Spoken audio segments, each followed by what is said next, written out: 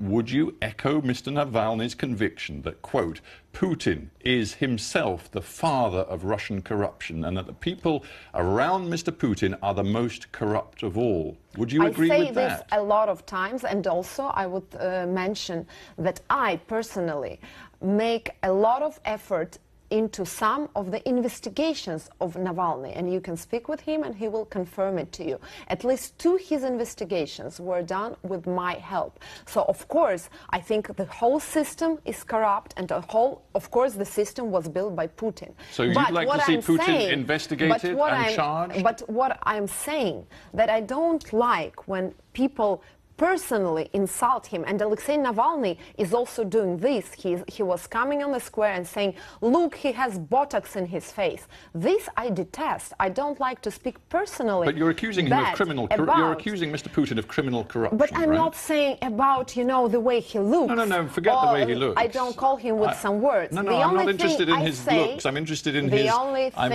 in his criminal corruption. Do you want to see Vladimir Putin put on trial? I want to see independent trial of all the cases of corruption in Russia. Of course, yes. But also I have a very important goal which I have to reach with Navalny or without Navalny. I want to build in Russia a party after those elections. You seem to be saying that actually you'd prefer Putin in power with some technocrats around him and some more liberal advisors. This is not what I mean. Than you would Mr. Navalny, whom you claim to respect so much. I just say, and I can say it once again, that between evolution and revolution, I would always choose evolution. And if this way will be done by Putin or by someone else, I think it's the best way for Russia, the evolutionary way of liberalization, the new perestroika.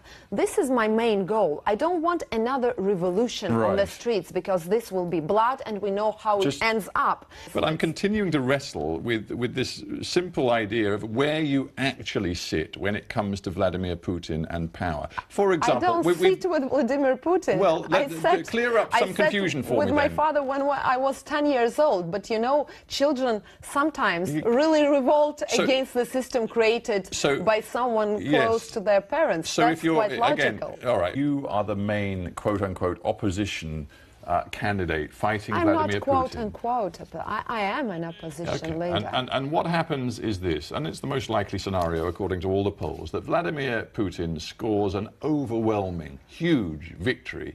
And the Kremlin says, look, it was entirely legitimate, we had a real election, there was a choice, the choice was Putin against Sobchak, and Mr. Putin won a very, very, very big mandate.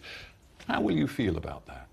Will you feel like a useful idiot? It will be a legitimate elections, not because of Ksenia Sobchak being on those elections or Alexei Navalny not being or being on the elections. It will be legitimate because your Prime Minister or President of America would be the first ones to call and legitimate it for Mr. Putin by their congratulations. Or maybe you have some doubts that your Prime Minister won't do it. In your own words, you will be very useful legitimating. No, it's not because of me taking part in those elections, because I fight for my people. I want them to be heard. I want Mr. Putin to see how many people are against him in our country, because there are many people who are against his policy.